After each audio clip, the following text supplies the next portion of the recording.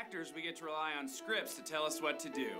Like when to slap someone across the face and when to let someone slap you. But we don't need a script to tell us to help someone in need.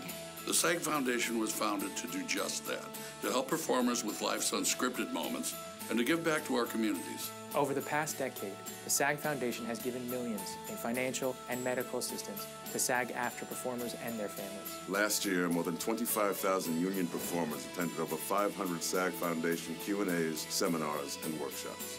And SAG Foundation Book Pals read to over 60,000 children in schools every month nationwide.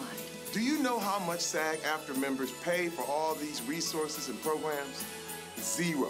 Zero. Zilch. Nada. Do you know how much of our union dues go to the SAG Foundation? Zero. Zero. Zero. The SAG Foundation is a nonprofit that relies solely on donations, so it is vital that those who are able to help give what they can.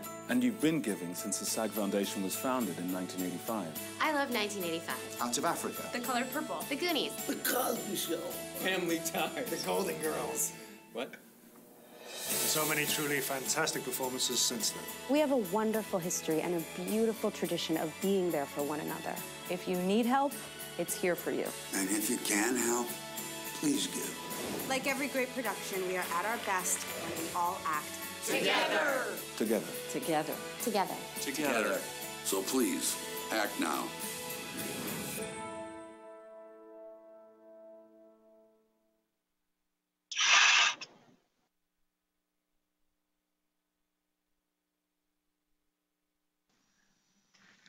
To all our guests here in the offices in New York, those in LA, and all of everybody who's joining us through your various windows onto the internet, welcome to the LGBT Entertainment Sexual Orientation and Gender Identity Town Hall.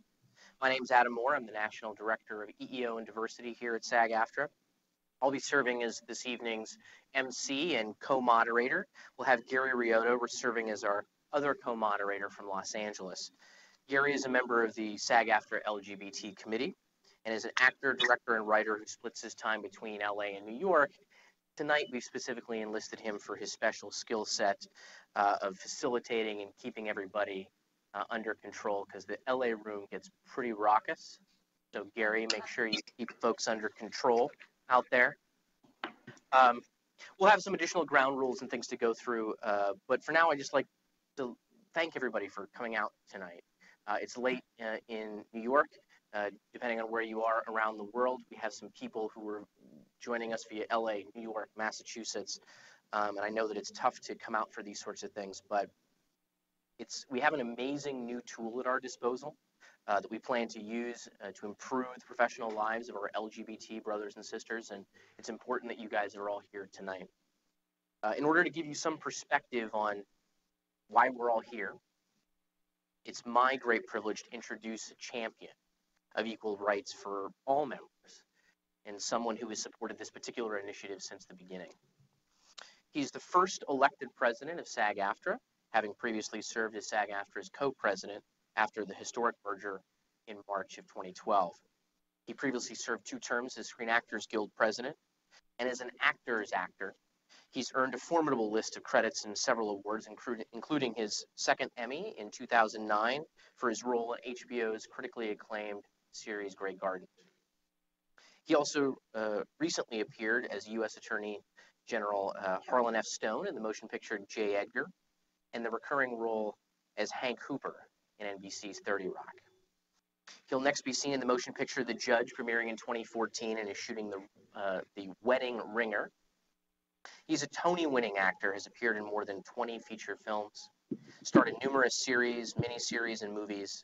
In addition to making countless guest appearances, he helped create The White Shadow, which some of us in the room hopefully remember.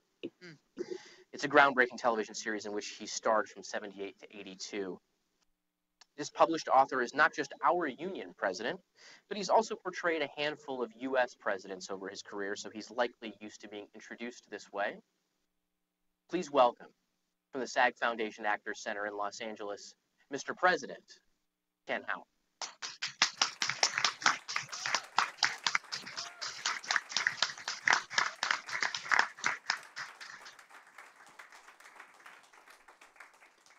Hi, everybody. Thanks, Adam. Hi, everybody. Thanks, Adam. Is it working? Okay, great. Now, I'll stay on copy pretty much, but before I start just officially, you think I'd be used to this by now. I think this is thrilling. This is great. This is the beginning, in a sense, of a lot of things that we're going to be working on. And this gets a little official, but I'm happy to be included in all this. And part of why I'm saying that to you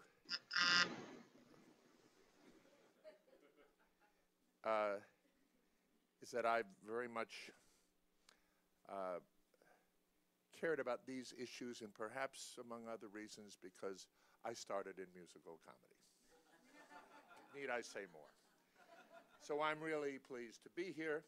Tonight is a big night. We're going to be discussing a groundbreaking study that explores SAG-AFTRA's members' attitudes and beliefs about sexual orientation and gender identity in entertainment. 8 years ago, comedian Jason Stuart asked the Screen Actors Guild Board to consider forming an LGBT committee, and the time was right. What had been fear of stereotyping and blacklisting had become the certain knowledge that change was needed, and after consulting with members, we created the first SAG National LGBT Committee. LGBT members and allies alike responded with a resounding yes. In its early days, the committee heard a number of things about the need to educate SAG-AFTRA members, the industry, and the public to help end discrimination in the workplace so that LGBT actors could pursue their careers without fear of being out.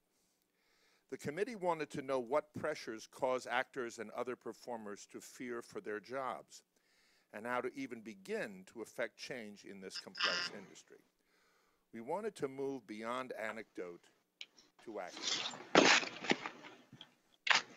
To understand what was really going on in audition rooms, in meetings with agents and managers, on set, and behind the scenes where casting decisions are made. To find that out, we turned to the prestigious Williams Institute at UCLA School of Law to design an attitude and opinion study. We turned to our partners at the SAG Producers Industry Advancement Cooperative Fund for funding. And we turn to you, our members, to tell us straight up what you think. And nearly 6,000 of you, LGBT and non-LGBT alike, responded by taking the survey. Today's SAG-AFTRA, our National LGBT Committee and co-chairs, Jason Stuart and Traci Godfrey, stand with our LGBT brothers and sisters to continue improving the workplace. And so does our membership. The delegates to the SAG-AFTRA 2013 convention unanimously approved a resolution to endorse the LGBT committee's work and approved a plan to fully utilize the results of this landmark study. These next steps are crucial because it tells us how we can best put the results of our work into practice. There is much more to come this evening, and I invite you all to listen and be prepared to discuss our results and our thoughts on next steps. Working together, we can improve the lives of our members and all industry professionals who refuse to be limited by those who would define them as only lesbian, gay, bisexual, or transgender. We are honored to support this study and the initiative, and are committed to achieving a level playing field for all workers in our industries. That's all pretty dry, but it does come from the heart with a lot of us and is genuinely felt, and the commitment is real. Again, thank you all for being with us today, and let me now introduce our speaker, who I really enjoyed chatting with, and he's a terrific guy, and I've admired him for quite some time and didn't realize that my stepdaughter had gone to college with him, but I know now. Best known for his 2013 Emmy Award-winning portrayal of James Novak in ABC's Scandal, Dan Bucatinsky is a talented multi-hyphenate. He writes, produces, and stars in 2 cable hits, HBO's The Comeback, which he created with longtime producing partner Lisa Kudrow, and Showtime's Web Therapy, which he created with longtime husband, director Don Roos. He and Lisa Kudrow have also been recently Emmy nominated for their docuseries, Who Do You Think You Are, on TLC. Let me do that again. He and Lisa Kudrow have also been recently Emmy nominated for their docuseries, Who Do You Think You Are, on TLC. You've seen Dan in roles on Grey's Anatomy, In Plain Sight, Curb Your Enthusiasm, Will and Grace, Weeds, and such films as All Over the Guy, Under the Tuscan Sun, Bounce, and The Opposite of Sex. His two children, Eliza and Jonah, inspired him to write his autobiographical tales of parenting in the best-selling book, Does This Baby Make Me Look Straight? I love that title. This fall, you'll see Dan on NBC's new series, Marry Me. Now here's the test, and I'll tell you why.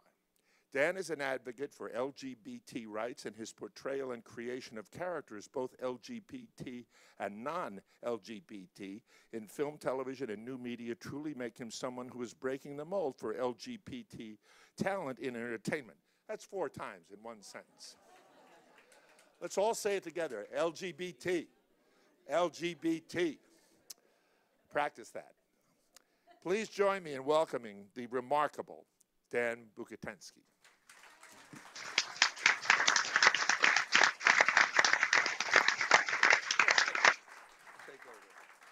Thank you. LGBTQ, right? There's always another one. Well, thank you for having me. I'm going to juggle my water and my mic and my paper, from which I will read, because I have a lot to talk about on this topic, which I feel very passionately about. And I feel very honored to have been asked. So know that. And just hold on one second. Dry mouth. Okay. Oh, look at this. There's a shelf. So coming out of the closet is a bitch. And awesome. And awful. And well, okay, for some it's harder than others, depending on where we're from and how we were brought up. For those of us who've been twirling in tutus to the soundtrack of Fame since age 3, the news hits with a much lower, let's say, gasp factor than for others. Regardless, the tiny 3-word phrase, I am gay, feels almost nuclear in its power. It indelibly marks that particular before and after in a very specific, life-defining way. It takes courage, self-acceptance, and resolve. It changes us forever, whether the act comes out of rebellion, confession, or liberation. Once you're out, you can't really creep back in, unless, maybe you're in show business. About 1 month after I'd met my current husband, Don, in 1992, he invited me to be his date at the premiere of his first film, Love Field, starring Michelle Pfeiffer. I remember feeling a wave of excitement at the opportunity to be Don's +1. They were having a screening, an after-party in Westwood, but he told me soon after we wouldn't be staying for the screening. Don and the film's producers, along with Michelle and her at the time new husband, David Kelly, would all be going to dinner together. Instead, my jaw dropped. What? I was going to be sitting at an intimate dinner table with Michelle Pfeiffer. My heart should have skipped a beat, but instead it sank. What's the matter, Don asked, already adept at reading my pathetic attempts to hide my emotions. At 27, I had moved to Los Angeles only a year earlier to pursue my career as an actor and a writer. But I was still very much in the closet. Professionally speaking, of course, it was 1992. There was no Will and Grace yet, and it was easily 4 years before Ellen kissed Laura Dern on that groundbreaking episode of her television show. It was more than a decade before the mad dash out closet doors of trailblazers like Elton John, Rosie O'Donnell, Neil Patrick Harris. Now such events barely make headlines. Whoever imagined we would live to see America take a casual, almost who-the-hell-cares approach to this kind of news? But this was a different time, and I was different.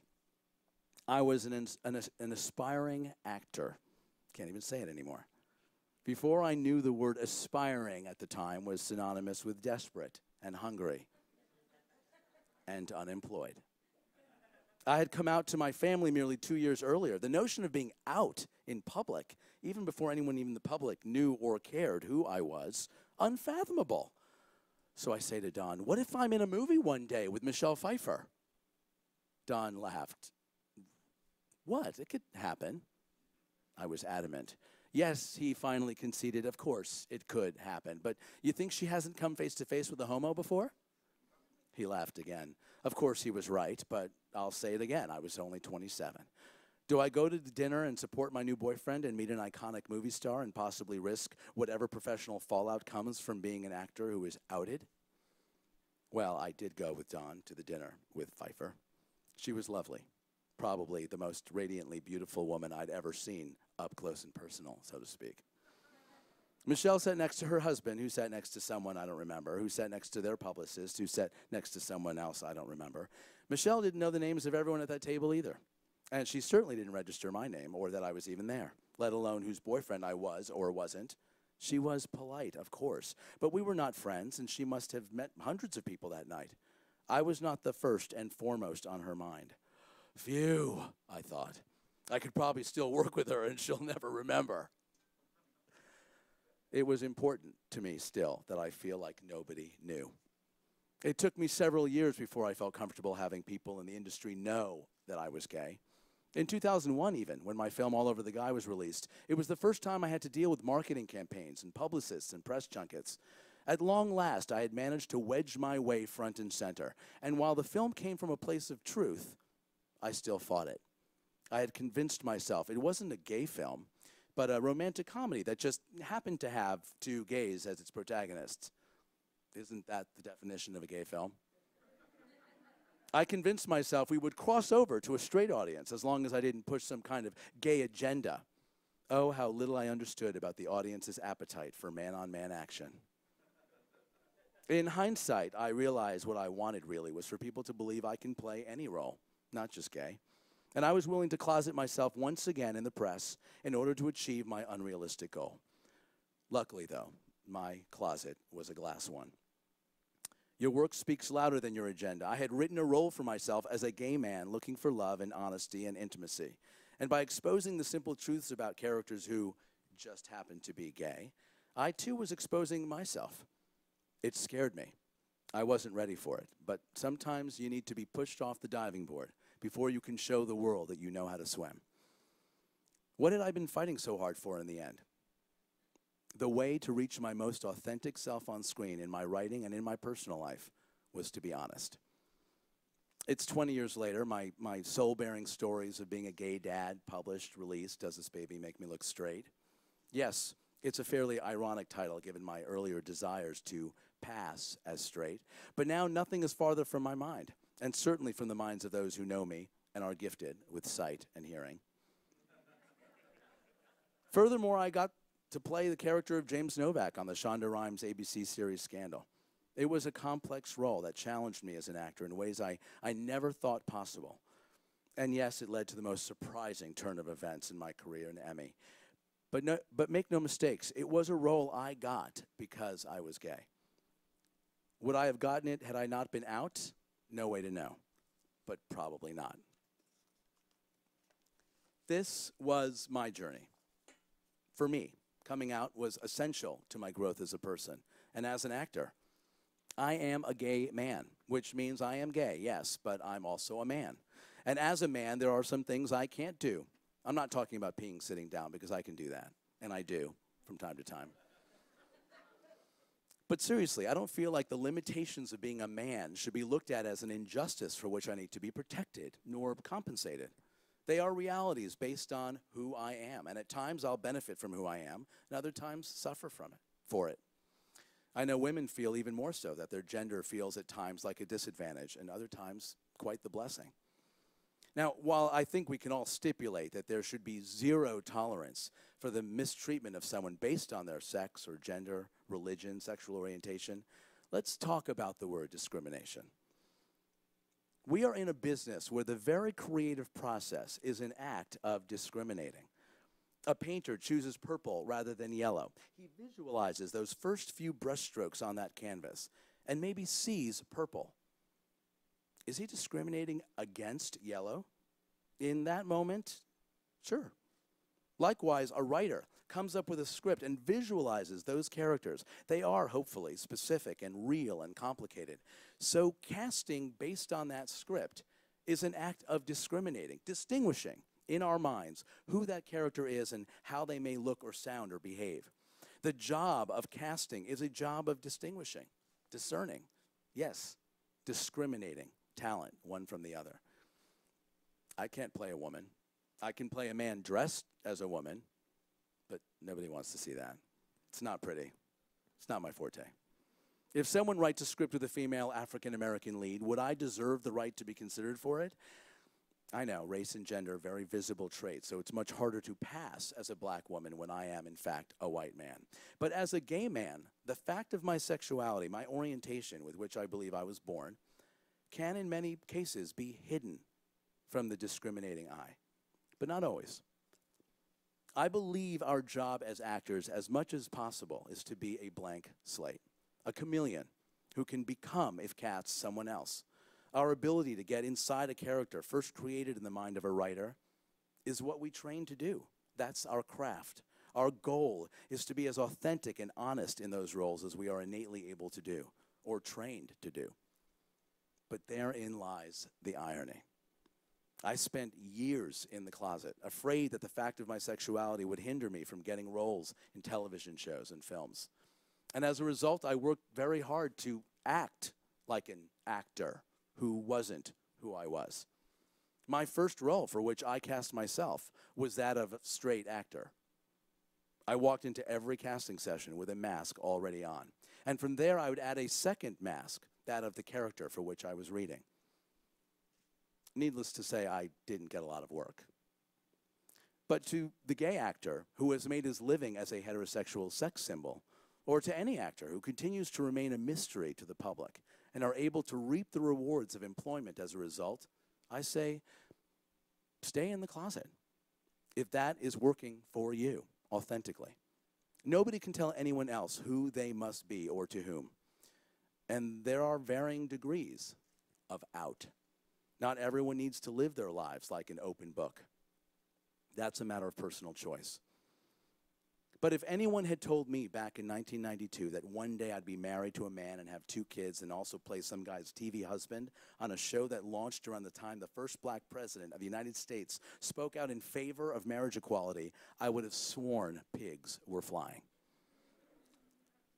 While I don't think it's anyone's business in our business who we sleep with, who we vote for, what our religious beliefs are, or political affiliations, or our actual age, God help me, I am to be. Those facts about ourselves help define us. And in stripping away the layers of masks that hide our true selves, we become more honest, more open, more authentic, and I would dare say, better actors. So there's the rub. What we do need to do is fight to make sure actors live in an environment where we can feel free to be who we are, if we so choose. In some cases, it may make people have a harder time imagining them in roles for which we feel we may be right. When I see an actor I know is straight in a love scene with a man, I don't know about you, but I can't help wonder, is that the first guy he's kissed? Is he comfortable? Does his wife mind? Does he secretly love it? It's distracting as it may be to see a gay actor, an actor you know is gay, playing a straight role and knowing, wow, I wonder if that's hard for them. I play mostly gay roles, and I know for a fact that it's harder for people to imagine me as a straight man because they know I am gay. Is this something I need to fight? Is it their fault that they imagine me with a penis in my mouth when I'm reading for straight roles? I can't help what they think. Being out to myself and the world limited the ways in which people can see me, yes. But it also made me a better actor. And it afforded me opportunities I know I would never have had if I'd stayed in the closet. So, here we are. It's 2014. And I'm gay and out, and pigs are flying. Now, can someone get me an address for Michelle Pfeiffer? Because I want to send her my book. Thank you very, very much.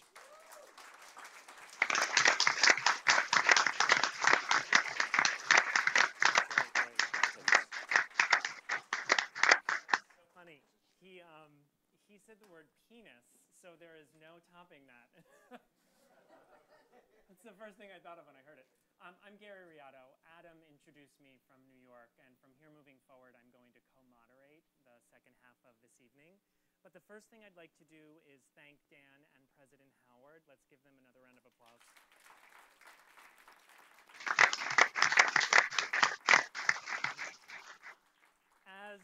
As an out gay actor and member of the LGBT committee, I want to thank Dan for all the work that he does both behind the camera and in front of the camera, because it's contributions like yours, Dan, that help pave the way for our LGBT performing community, and we are all very, very grateful. I saw all of you nodding and smiling, so I just wanted to thank you. So we've come here together today so we can share this first of its kind study with you. You've heard it said about 5, 6 times already, right? So we're about to move into that section where we share the actual study with you. The purpose of tonight is twofold. We want to make sure that you understand what the study means, what it contains, and also what it means to you. So there are going to be 3 parts to the remainder of the evening moving forward. We're going to share the study, then we're going to hear from a panel of our colleagues about their personal experiences, and then we're going to share with you our intended next steps in relation to what we can do with the study to strengthen our community. So what we would like to do is we'd like to hear from you in all 3 of those areas. So please ask any questions that you have about the study. You can feel free to share any anecdotes about your personal experiences and any thoughts or suggestions you have in relation to how we can best use the study moving forward. So there are a few ways you can do that. In the room here in LA and in New York City, we're going to do it old school. You're going to write on a note card, and you're going to pass it up to the front of the room. If you are watching at home, you have 2 options: Twitter, #SAGF, SAGF, or you can email at livestream@sagfoundation.org. Just please know, too, that your questions or your story will be relayed anonymously. So you should feel free to be candid. We've purposely set it up that way. You're not seen on camera. No names will be given. So please, comments in all 3 of those areas are really encouraged. So with all of that technical stuff out of the way, I would like to introduce our phenomenal partners in this endeavor, Lee Badgett and Jody Herman from the Williams Institute at UCLA Law School. Lee Badgett is a Williams Institute Distinguished Scholar and Director of the Center for Public Policy and Administration and Professor of Economics at the University of Massachusetts, Amherst, where she is joining us from her office. Hi, Lee. Are you with us? Hi, Gary. Good evening. Is everybody's here? Great. Hello. And Jody L. Herman is here with us in LA. She is a Peter J. Cooper Public Policy Fellow and Manager of Transgender Research at the Williams Institute, UCLA School of Law, and she is joining us here.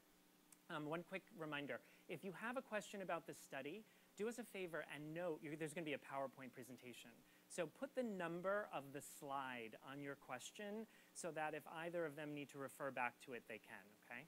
So start thinking about questions as you start hearing information. Jody?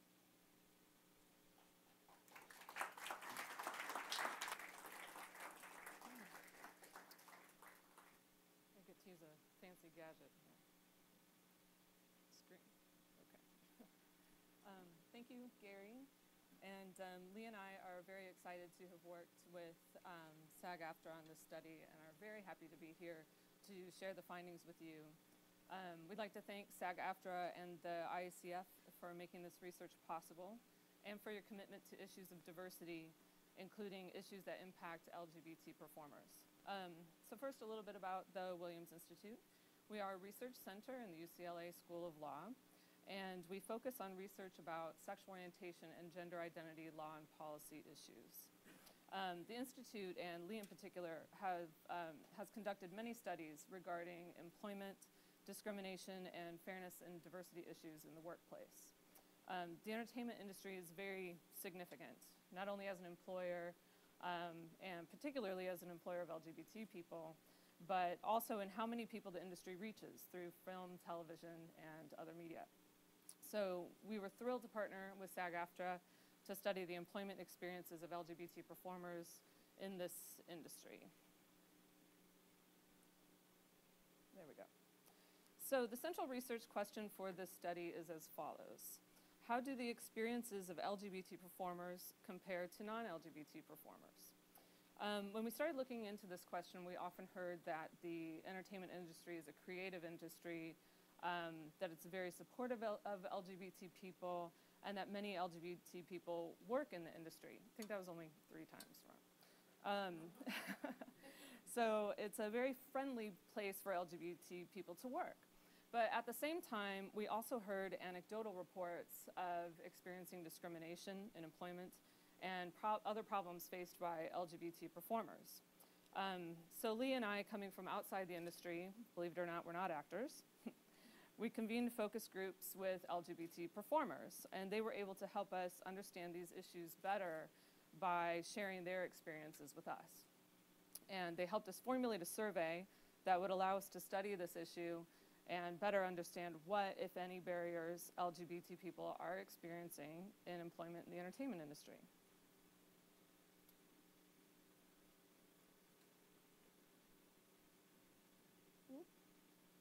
Okay, I have a dead clicker. There we go. Okay.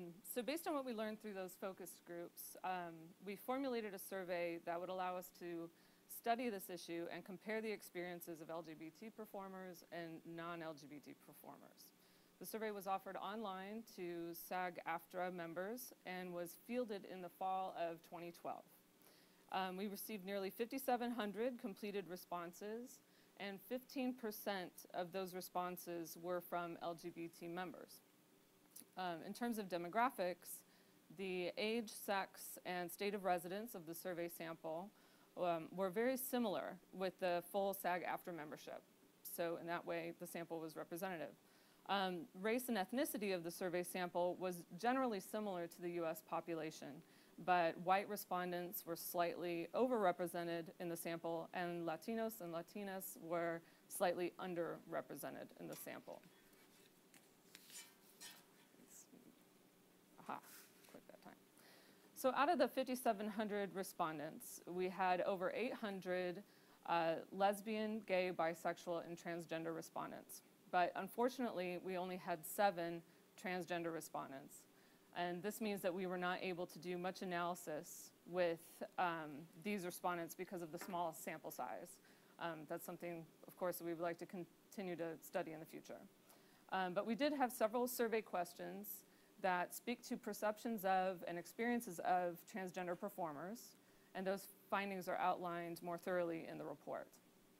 So out of the 5,700 survey respondents, 15% of all men identified as gay, and 5% of all men identified as bisexual, and 2% of all women identified as lesbian, and 5% of all women identified as bisexual. Compared to non-LGBT respondents, LGBT respondents were more likely to be male, younger, less likely to have children, less likely to be married or partnered, but they were similar in, on other demographic factors, including race. So one of the first things we wanted to get an idea of is what the SAG-AFTRA membership environment was like for LGBT performers, or LGBT members. So in general, SAG-AFTRA provides a supportive union environment with members holding very supportive views about LGBT people. The survey assessed respondents' comfort level with people who are gay or lesbian and with people who are transgender. SAG-AFTRA members reported being comfortable around and comfortable working with lesbian, gay, and transgender people at high rates, represented by the blue and red segments on the chart over there. We chose questions like these because they're similar to questions that are asked of the general US population in other surveys, which allows us to compare. And so we find that SAG-AFTRA members seem much more comfortable and supportive of LGBT rights than the US population based on these and other survey questions that we asked. Respondents were also generally supportive of LGBT people playing heterosexual and non-transgender roles.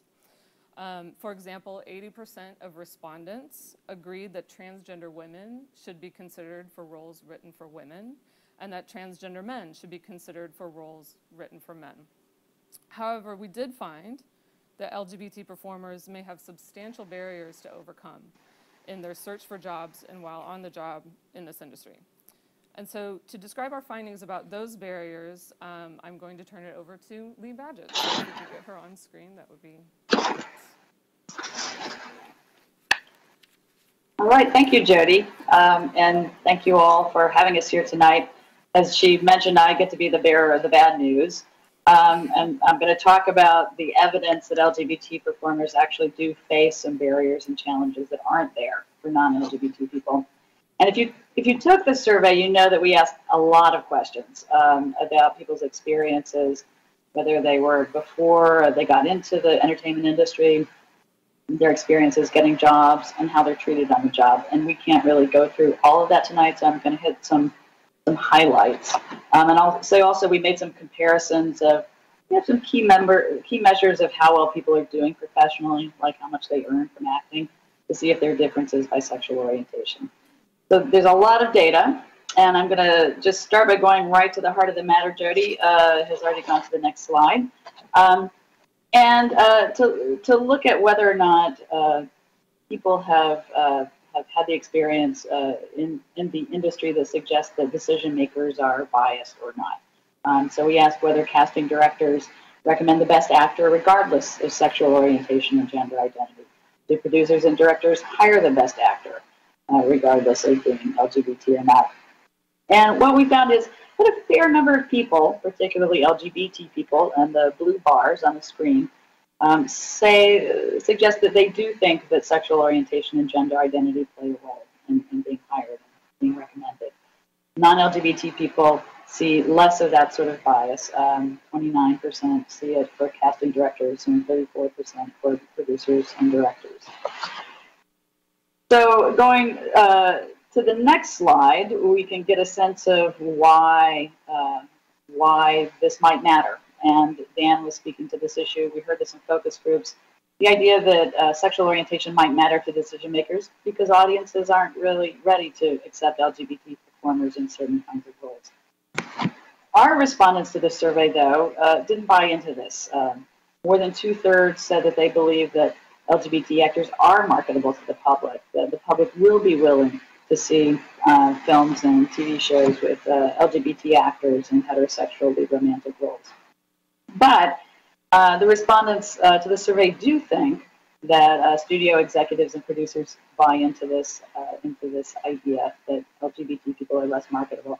85% of the lesbian and gay respondents agreed, and 62% of non-LGBT respondents agreed that there is this belief among studio execs and producers. Next slide, please. So if marketability is an issue for playing heterosexual roles, what about LGBT roles? We heard very mixed opinions about this in the focus groups as to whether or not these roles are opportunities or whether or not they are barriers. Interestingly, we found that a vast majority, more than 2/3 of gay and lesbian actors who responded, have played LGBT roles at some point in the past. Those are the pink bars on the screen. The purple bars in the middle, those two sections for men and women, are the bisexual performers who responded. They were less likely to have played LGBT roles. And the heterosexual respondents were the least likely. 39% of straight men had played an LGBT role and about 1/3 of heterosexual women.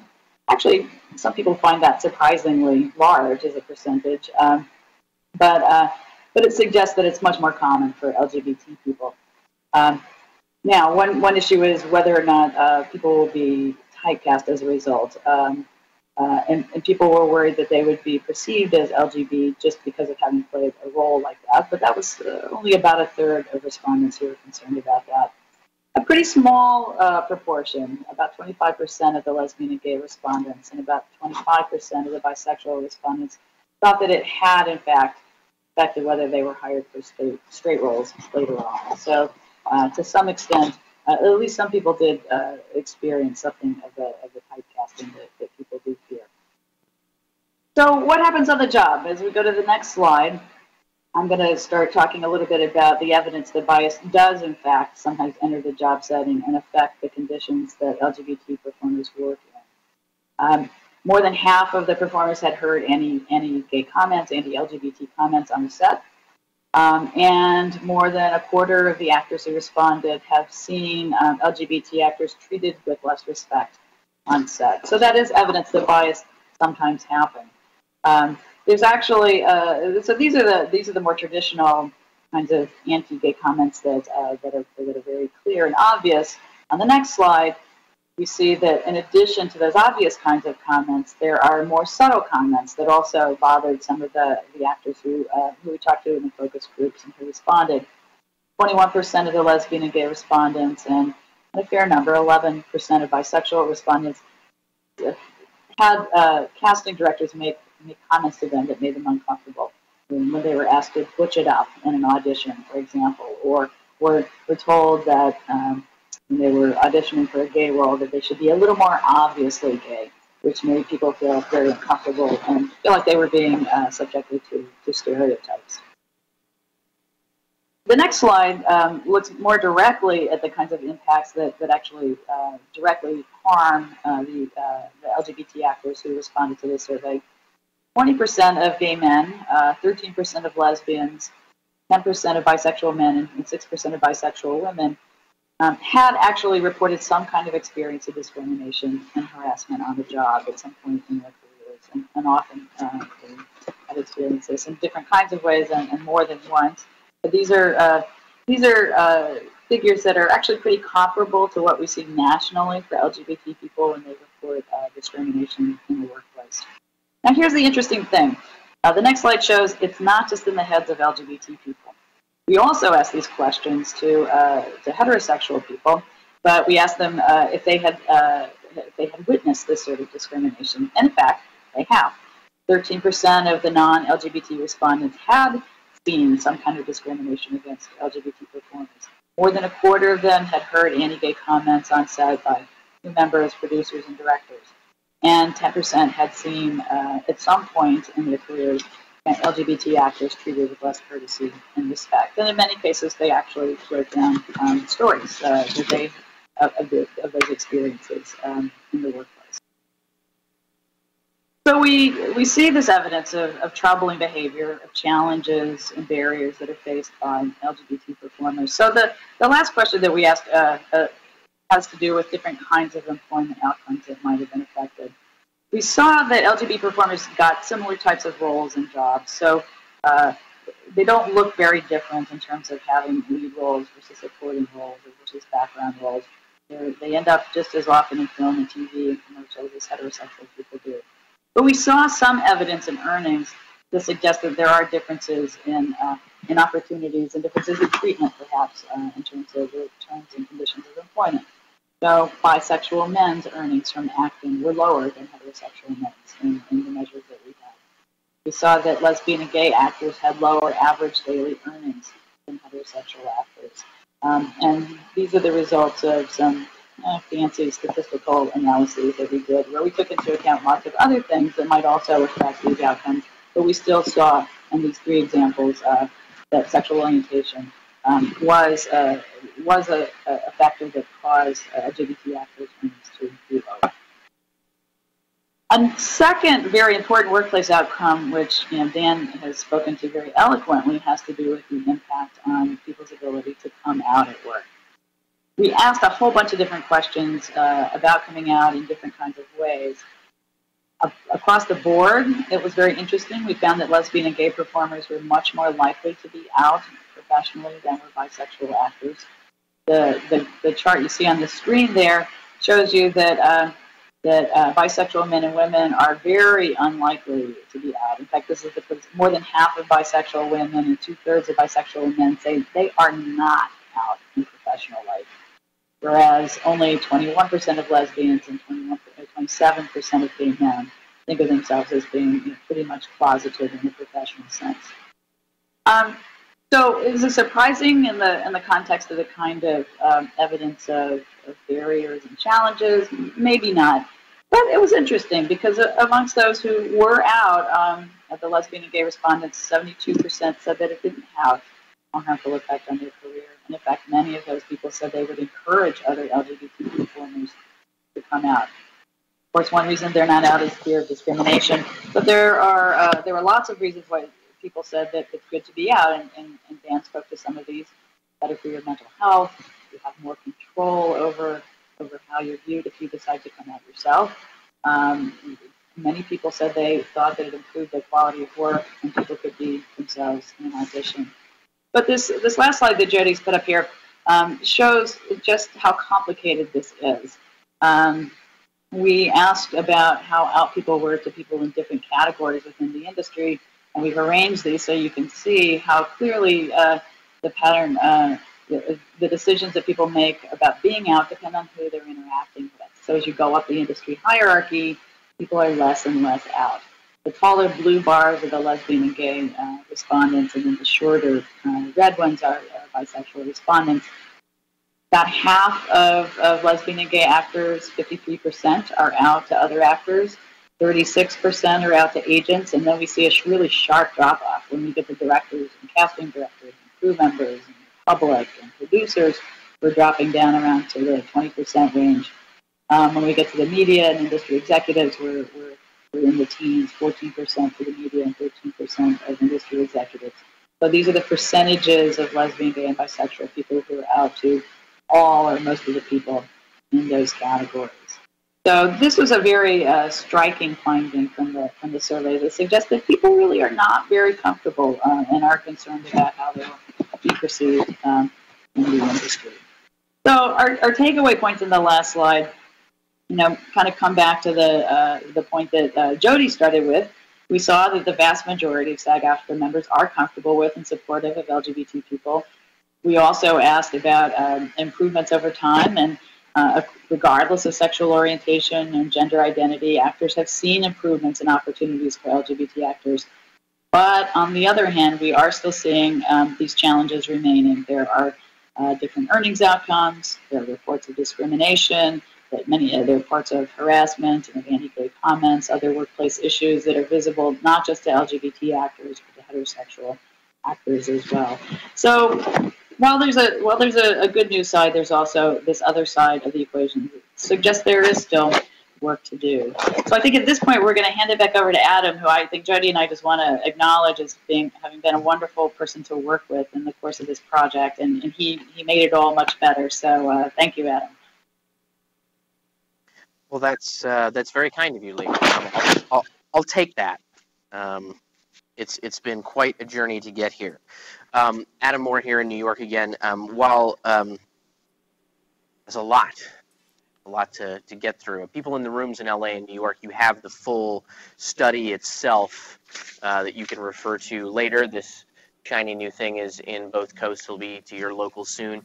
The online version is at www.sagaftra.org/EEO and diversity if you want to find it. As we're getting questions and things via Twitter and people in the rooms, let me just give you a sense of some of the things that we're hearing in the room and in social media based on what you had said and what the study results bear out. First is this idea that one of the slides, I think it was slide 10 that you had mentioned, concerning people who were asked to maybe play against who it is that they are. I think one of the quotes was, to butch it up or to be more gay, less gay in your affectation. Were there any study results that spoke to this idea? I know there was a section about gender nonconformity. So was there anything along those lines that you could speak to about how people felt that they were treated if they perhaps expressed a gender that they themselves were not, or were given directions that were perhaps against their type? And we'll then open it up to the panelists from there to talk a bit more about whether or not they think that that is just part of the deal of being an actor and what you're asked to do and being given direction and having to respond to it. So I'll first ask the researchers if there was anything that came through the study when it comes to gender nonconformity in that way, and then have our panelists think about what that actually looks like in real life, because we're going to talk about what your rights are, we're going to talk about what the responses were, but there's also the realities that you all face when you're in the audition rooms and you're on set being asked things in the room, and we'll try to look at some of those realities as well. So Lee or Jody? Yeah, I'll just start and then I'll ask Lee to jump in. There is a section in the report, I believe we have copies available, that does deal specifically with the topic of gender nonconformity. We, in the survey, were able to ask people whether they, it's a two-part question about the way you appear and your mannerisms and whether or not you find yourself on a masculine or feminine spectrum in those two areas. And we did have some significant results based on gender nonconformity, that people who are gender nonconforming might not be faring as well in the industry as those who are gender conforming. And so that is something actually that we want to study further and go deeper into the data set about that particular issue, because it did stand out to both Lee and I. Lee, did you have anything to add? I was going to add that the gender nonconformity response really made a big difference in terms of how people seem to come out in some cases. We asked people if they thought that other people could tell that they were gay. And people who reported to us that they were perceived as being somewhat gender nonconforming were more likely to think that people thought that they were lesbian and gay or bisexual. And so it's kind of a complicated potential link. But I think the idea that it's connected to being out and being out and is connected to being potentially more vulnerable to discrimination, and the fact that we did see a little bit of evidence of adverse outcomes suggests that gender nonconformity is an important thing to be thinking about.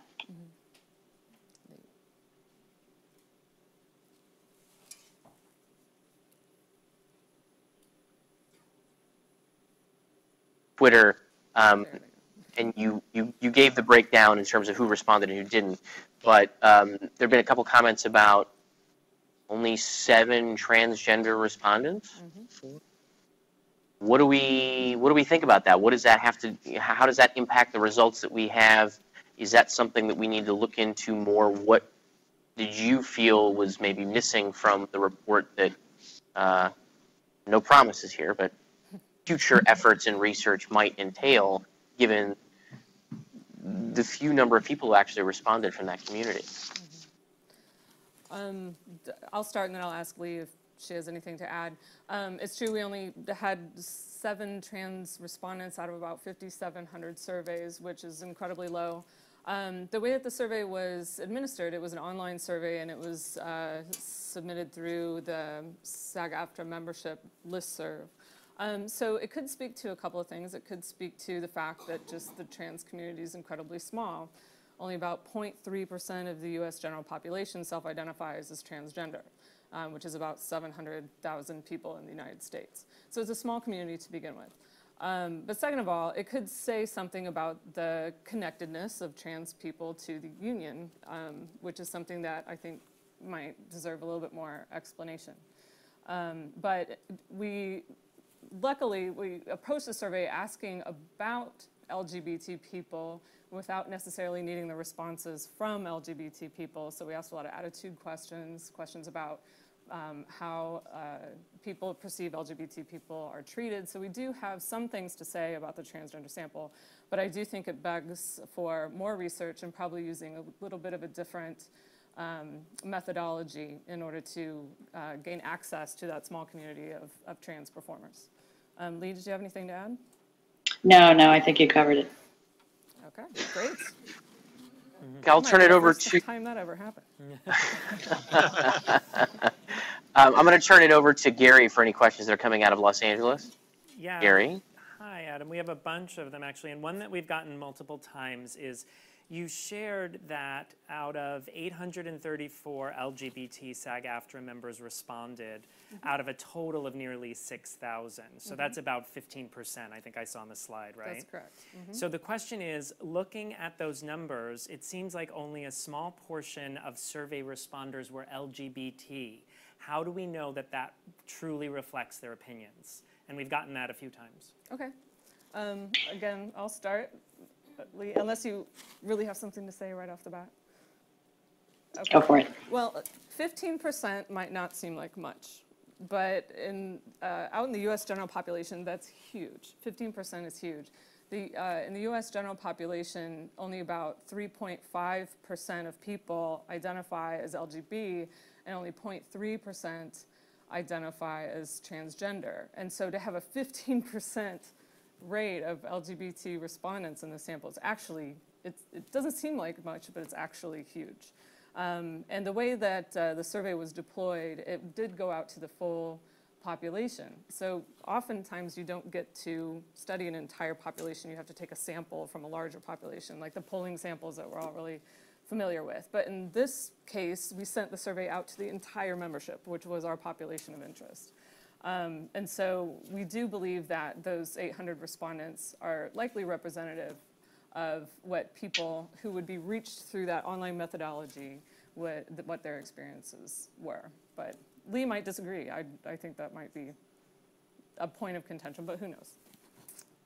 Yeah, it's hard to know. That's a good question. I'll tell you something interesting, though, which is that it's different for men and for women. And I don't remember the exact figures, but it's actually about 20% of the men who answered the survey identified as gay or bisexual, and it was only about 5% of the women. So that raises an interesting question, you know, given the usual national population figures that Jody mentioned. So it's possible that if we were going to get, you know, an unusual group of people who were heavily, you know, much more heavily LGBT than normal, then we would have expected the men and women to be about the same percentage. But I think the fact that we're seeing women are about the national percentage, but the men are way above it, you know, might actually suggest that gay and bisexual men are just more likely to be actors. And you've never heard that before, I'm sure. We have statistical proof. So funny. The next question I had is from slide number 13. And this person actually is asking about clarity in relation to the average daily rate for LGBT actors being less than heterosexual actors. They're wondering if it was wages per year, was it less due to fewer work days or less due to work opportunities? It's a great question. Yeah, it is a good question. We didn't really find a big difference in the explicit measure of work opportunities, like when was your last job, how long ago was it, how many days did it last. But when we asked about people over the last year, what their earnings were and their days worked, we actually saw that the lesbians and gay men worked more days than the heterosexual people did. But they actually earned a little bit less total over the year from acting. And when we divided those two to get the average daily rate, we saw that you know, that just really pushed down the average rate for the LGBT people. So interestingly, it was really not because they're working fewer days, but because they're working more days. I've always said I'm working really hard. I'm working really hard. Now I know why. That's right. The other, my next question is a logistical question as well that somebody here in LA asked. It was about the derogatory remarks. So this is from slides 9 and 11. They were wondering if you could clarify derogatory remarks from LGBT or toward LGBT people. Who were they from?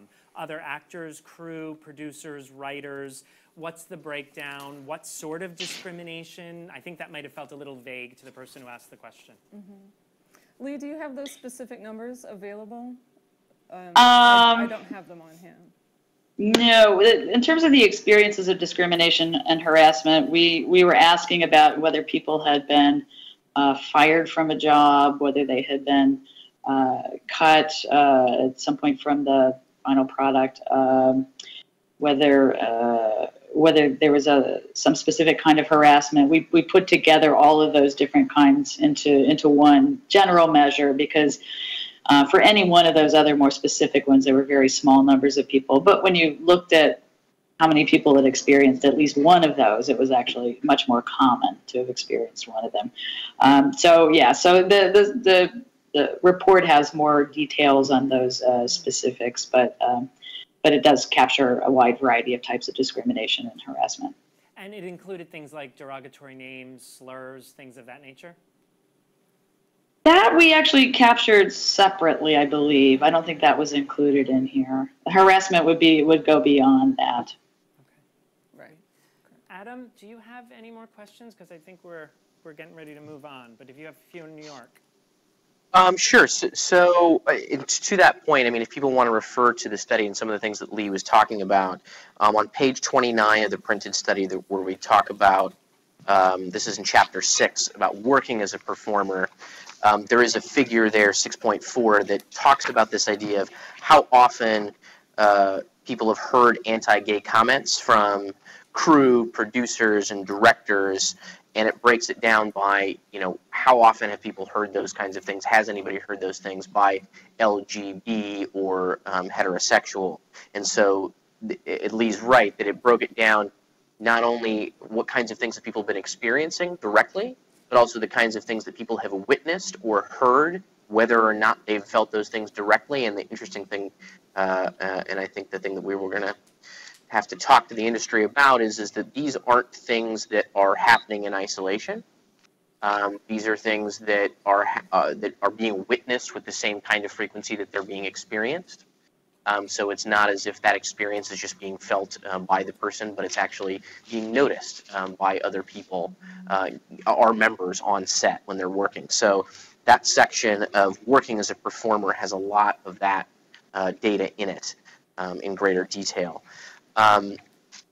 We don't have any other specific questions to the researchers. Some things have come up during this portion that we're going to end up throwing at our illustrious panel here in a moment. That was an incredible presentation. I want to thank Lee and Jody for being with us tonight for this. And for Thank you. Dave John.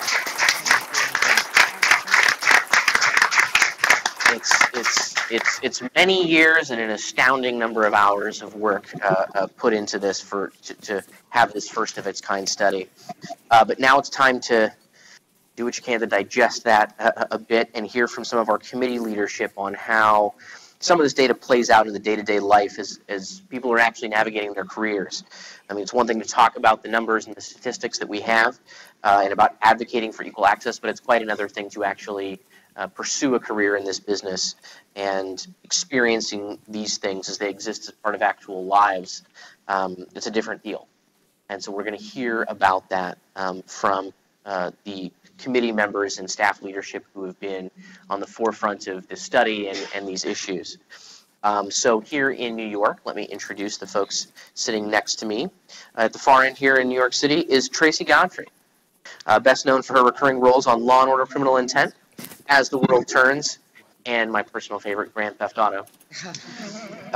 She is, I suppose, not so incidentally being here tonight, but she is the national co-chair of the SAG-AFTRA LGBT Committee. So thank you, Traci, for being here. Thank you for having me. Sure. Clap, yeah.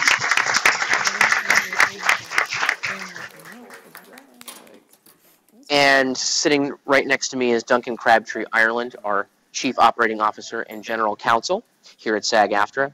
He's responsible for facilitating decision-making and accountability across the union's staff team, as well as for all legal affairs and strategy.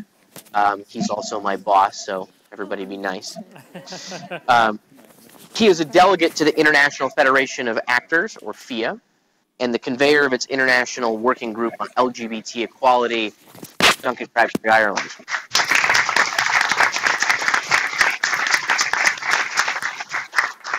And since we can hear you already, we're going to go back to Los Angeles. Yeah. Assuming that you guys are all ready to go, and Gary, ready to introduce the folks out there, and then we'll start this conversation. Great, Adam. We have 3 panelists here in LA. Jason Stuart is the national co-chair of SAG-AFTRA's LGBT Committee. He is an actor, a comedian. Please clap. Go, go, go.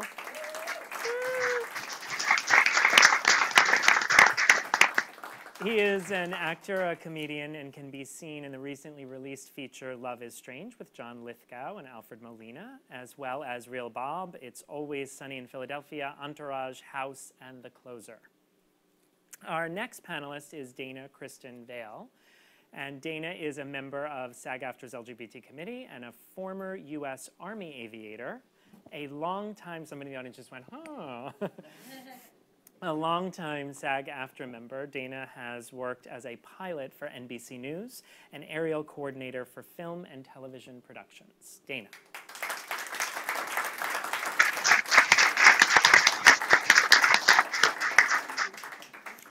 And our last panelist this evening is Parvesh China, is a member of the LGBT Committee and made his film debut in 2002 in Barbershop, and since then has worked steadily in over 50 film and television productions. He is also a producer who may perhaps be best known for his role as Gupta on Outsourced. Parvesh.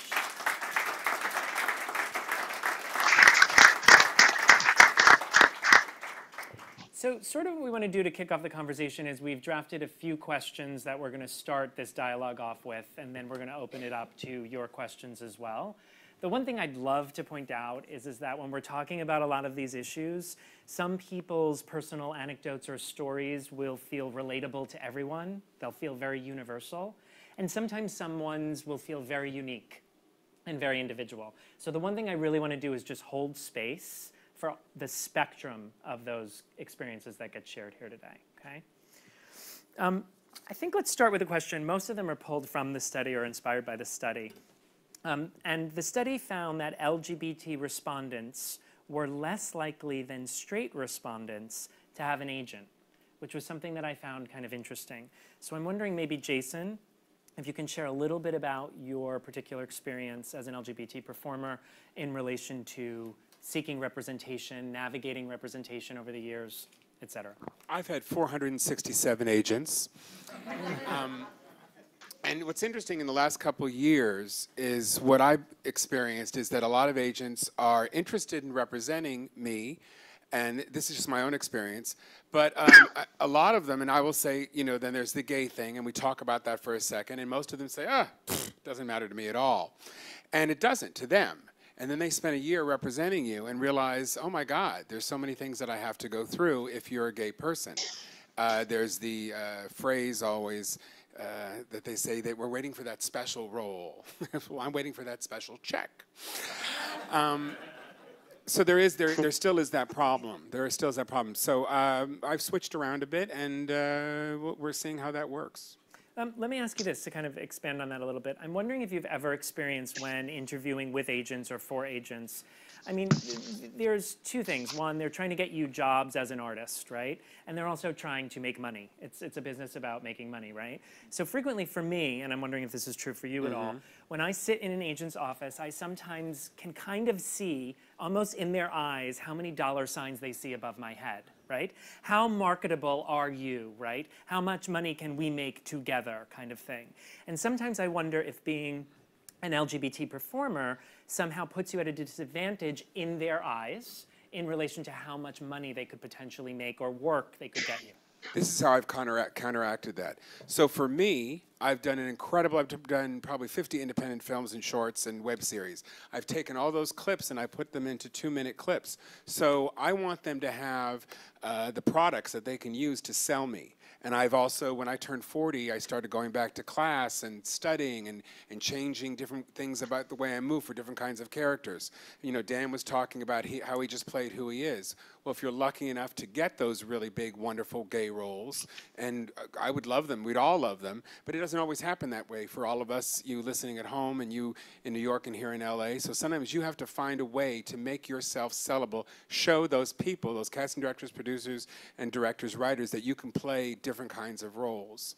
So that's what I've done, is I've created a library of different kinds of roles so I can keep on working. Right, it makes sense. So there is that additional, I mean, and the study kind of reflects it, there is that additional, you have to prove your marketability as opposed to an agent actually can see your potential marketability, right, if you're a heterosexual performer. Right, but or perceived as one. I was just talking to an actor, John Lacey, we were talking about that same thing, and he was saying, no, I don't have to do that, because he's who he is, you know. But if you come with the baggage of being an openly gay person and having some notoriety from it, then you have to deal with that, and you put it on the table, and you just, you know, you show up and you put up, and you know, it's like that staring game when you were a kid. You got to stare them down until they do it.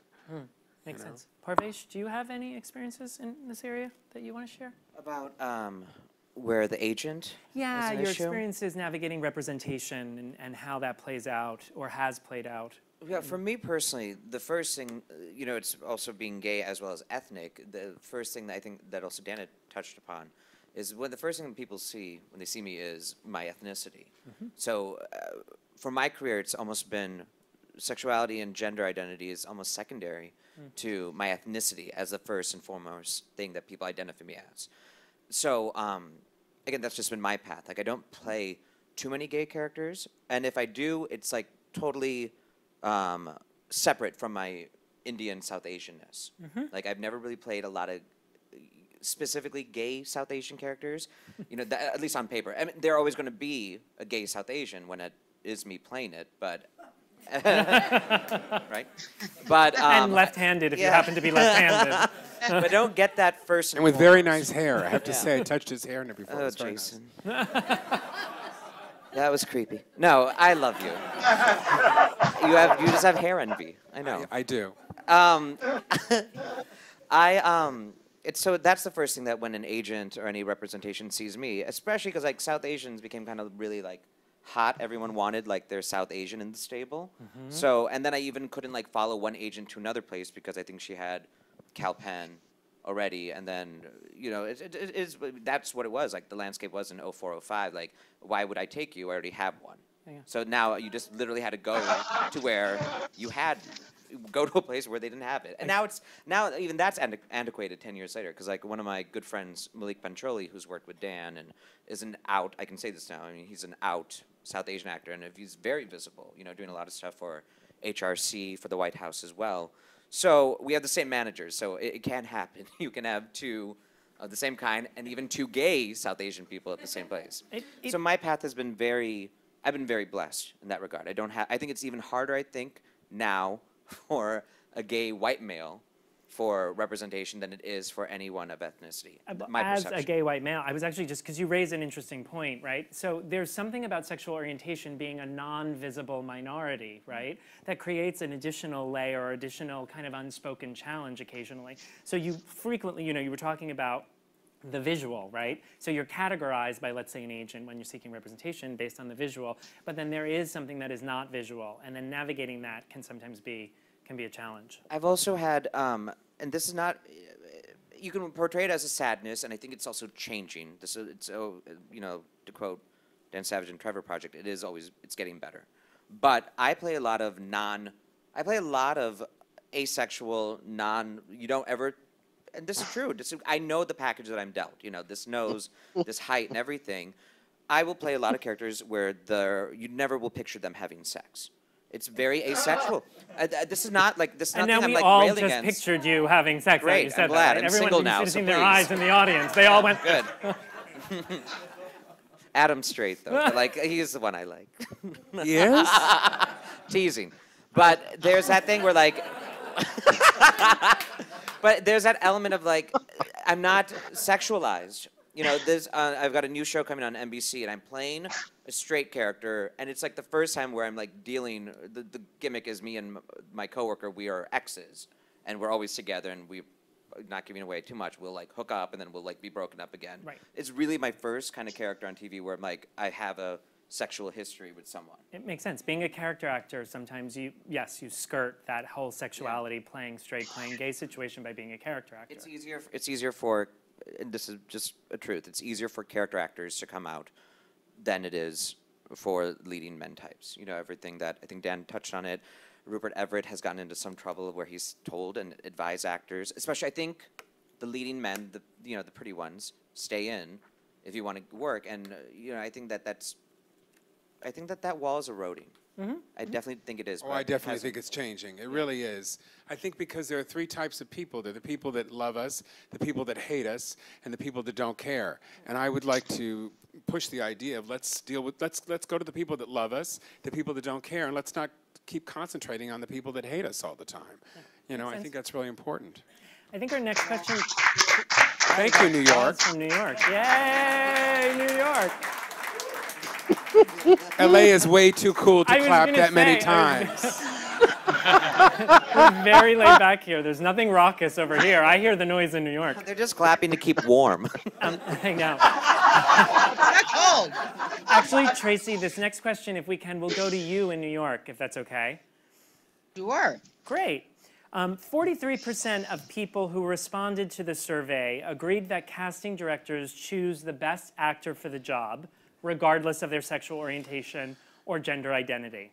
However, in the study, it also found that 31% of all people who responded indicated that they think casting directors are biased against LGBT performers.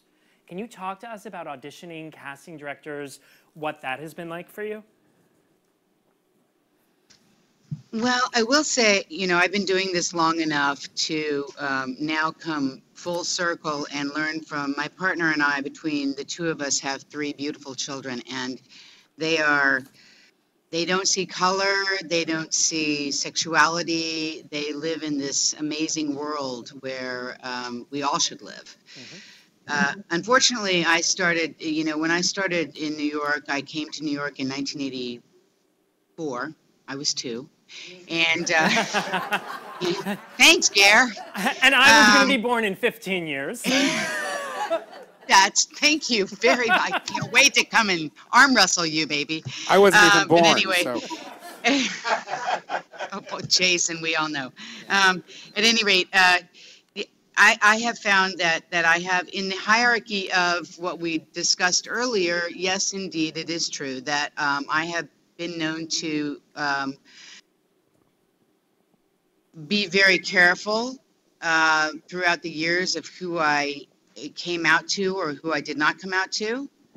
And in fact, I was more specific about male and female. Sometimes not even, it wasn't necessarily, oh, I didn't come out to the males because they were flirting with me, or I didn't come out to the females because it was a very specific personality type that I had to kind of navigate on top of navigating my work. And just going in as a pure artist and just going in as we all try to do and go in and do your best work possible. On top of that, there was this little ice cream cone of, oh gosh, okay, wait a minute, hold on. What if they find out I'm gay and they're going to cast me as the senator's wife? Oops, you know, maybe that won't happen. I mean, I've lost roles for auditioning for gay roles because I wasn't gay enough looking, which I found odd, which was discriminatory, frankly.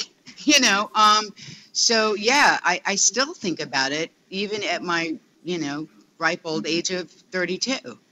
At any rate, so yeah, it always happens, but and it's still out there. It's not my imagination. It's unfortunate. What I love, again, I'll go back to my children with Deborah. These kids, they are from everywhere, and they're gorgeous, and they don't see color or sexuality. In fact, I won't, you know, say which one it was, but the other day, one of them said, I'm not sure what I'm going to be, and she didn't, I just gave it away. She didn't mean, I don't know if I want to be an actress or a physician or a veterinarian or this or that. She meant, I don't know if I'm going to be gay or straight, and that's none of your business right now, and frankly, it's not. And I love that. I would have never been able to do that at that age. Yeah. I would have never been able to consider that at all. I still, to this day, am not out to, I mean, I'm out to my agents, but that took a long time. And I was concerned that it was going to be an issue. Whether subliminally or not, and I can't tell you what someone else's back of the brain or front or whatever they're thinking, you know, it may be, oh God, Traci Godfrey might be great for this. Oh wait, she's gay. You know what? Maybe she's, I don't, you know, well, no, maybe Joan would be better. Who knows? Yeah. It happens. Absolutely. You know, so that's, you know. Totally appreciate your honesty and sharing there. The good news is that your children and that generation will be future agents and casting directors and producers. But I'll be too old to get a job then. You're only 32. What are you worried about? You got plenty of time. You have plenty of time. I think we're going to move on to the next question. I'm wondering if you guys could talk to us a little bit about the experiences on set. We're talking a little bit in this study about discrimination. And I kind of earmarked this because more than a quarter of heterosexual respondents more than a quarter, and more than half of lesbian and gay respondents reported hearing anti-gay comments from crew, directors, and producers. That's pretty high, right? I'm wondering, Parvesh, if you could speak to that a little bit. Any experience? Thoughts? Yeah, personally for me, I'm the one who's usually being racist and discriminating on sets.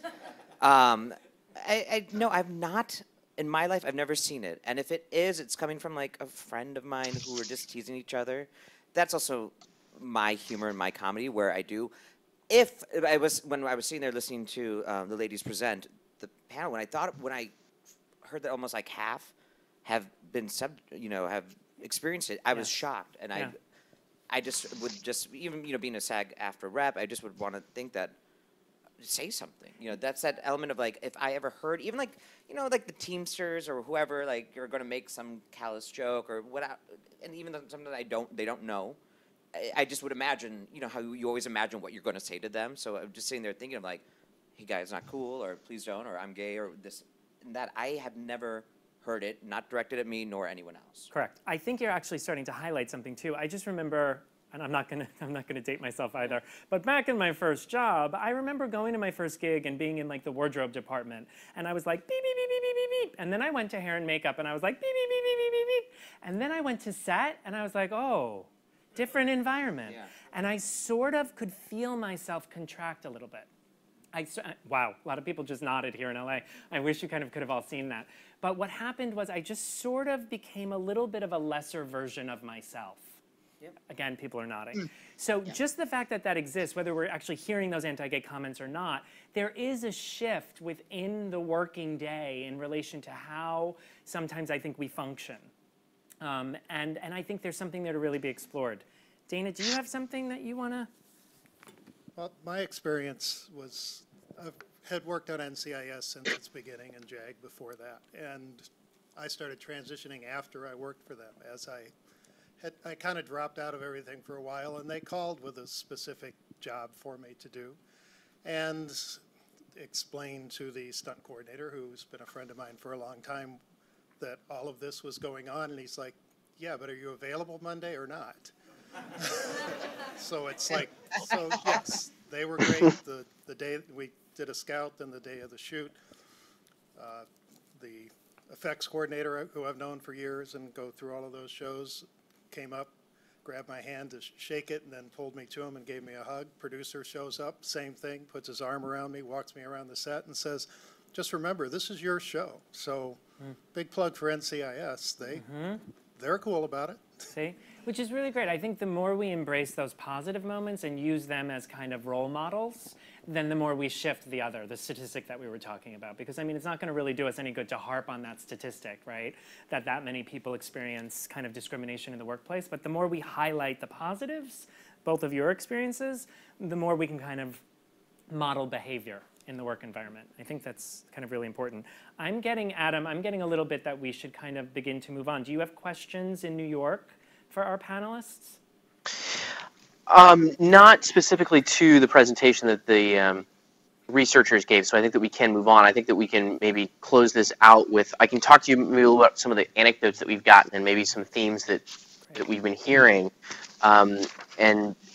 We've heard it from Dan talking about how essential, I think he used the word essential, it was for him and his life to come out. We've also heard sort of about the tension between what it is to be in this business, which means it's not about who you are, it's what you can play. But more often than not, what you bring to the table visibly, or your affectation, or the way that you speak, or the way that you walk, or you don't walk, or talk, or don't talk, influences the way someone sees you. So it's not as cut and dried as, well, that's not who I am, this is what I can play, because those things are all part and parcel of who you are as a performer and what you bring to the table. And depending on who's making those decisions or influencing those decisions, it depends on how much somebody may consider those things. One of the anecdotes that was related was somebody said that, when they were first starting out and they were working in the soaps in the 80s, there was an older actor who said, who was a Broadway person and did a ton of TV and sort of a father figure, a patriarch in the industry, and said, hey, look, if you want to get cast and stuff and you want to be looked at as sort of neutral, you want to be looked at as open for all roles, wear a wedding. Just do that, and it'll kind of ease your way into whatever it is you want to do, and then you're a blank slate, essentially. Now, this is the 80s. Traci talked about her experience coming up here in New York in particular. But we also got a question off of Twitter, which I think, you know, I'm not going to pose this to anybody, but it kind of brings us from the 80s to here as we go into the next portion of this and what we're going to do with this study moving forward. But it is, you know, given the rapid rate of change and the widespread acceptance in LGBT rights across this country, is a fall 2012 study already dated? In some ways, I think that this is a moving target. I think that we all believe and hope that we're experiencing things different, whether it's newer generations, younger generations, more tolerance and acceptance. But I suppose the takeaway there is, you know, thankfully, for a variety of reasons, but thankfully it's not the 80s anymore. You know, we'll bring the fashion back and leave the rest behind. And or not.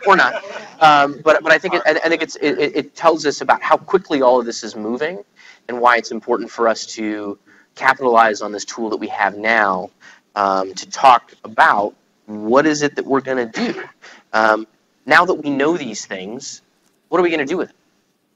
We're going to take you through what we've done till right now to get to this place, what we plan to do, and we want to hear from you in the rooms and via Twitter again as we go through this, because we can only feel so secure about what it is we're going to do with this study so long as we know what it is that you believe that we should be doing. So if we can ask the folks in New York, we'll go to the first slide of this presentation. We'll talk to you about what we've done to get us to here. And I'm going to... And it looks like we're there. The what we've done so far, which is the next slide. As President Howard had mentioned, and we'll go to the next slide. So we're on the next slide on the live stream? No? Close? We're getting there. So this is the second slide. It talks about what we've done so far. As President Howard mentioned last September, when this study was first publicly released at a press conference as part of our 2013 and our inaugural SAG-AFTRA convention, the entire convention, the body of this institution that makes the decisions, decided that they wanted to endorse this in a unanimous resolution to support the work that this committee is going to do based on these findings. Throughout this time, the LGBT committee has maintained that it is here as a resource for people who are looking for support as they make these important decisions about how to navigate their personal and professional lives. And they're always available to talk to anybody about what it is that they're going through. And so you can find them by dialing 323-549-6644. You can find them at diversity@sagaftra.org. You send it to us, you send it to the union, it gets to the people on this committee, it gets to your allies so that they can perhaps offer any assistance that they might as you're navigating your way through this. And then we're at today. We wanted to make sure that we had as much member input as possible, which is why we set up this live stream and set up this environment so that people can actually let the committee know and let us know, are we on the right track? What is it that we need to be taking into these rooms that we're going to be talking about here in a second, so that we can represent you appropriately. As we go to the second slide, Duncan's going to take us through the next year of this plan, so you get a sense of exactly what we plan to do with it and can give us feedback on that. Duncan? Thanks, Adam. Before we go to the next slide, I do want to say, back on that first bullet on the slide that you just talked about, which was the convention. I know, because I can see here in the room in New York, there were a couple of convention delegates who are here with us today who were there when that resolution was adopted, and I'll bet, although I can't see the room in Los Angeles, so I can't verify this, I'm sure there's probably at least a few people in that room who were there as convention delegates, along with some of us in the staff who were there. And as someone who's been involved with this committee since its founding about 8 years ago, I can tell you this union has already come a long way. And there's people involved in the committee who know about this, who know about some of the challenges, even advocating within the union for access and for equal treatment for LGBT people. I can't tell you how heartwarming it was, and there's some others in this room who can as well tell you how heartwarming it was to see the entire set of convention delegates, over 400 of your fellow members who've been elected to be there at that convention, not just vote unanimously to adopt the resolution supporting this committee's activities, but to stand up from their seats and to do that by acclamation, and to have that motion, that convention resolution proposed, not just by one, not by two, but by all 10 of the national officers of this union propose that resolution. It was a very meaningful moment, and I think that it really speaks volumes to how far we've come within the union, which is crucially important, because how we move forward, we have to be moving from a strong base. And that base is the union, and it's the solidarity that all of our members have for each other and that the union provides.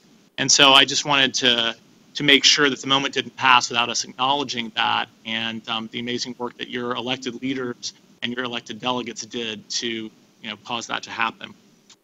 Talking about where we go, I get the privilege of talking a little bit about our short-term goals over the next 12 months and how we might take some of this information and use it to help create change for the members of this union. First of all, organizational partnerships are a crucial part of what we're going to be doing, and something that we can do immediately, not something that takes a long build-up to achieve.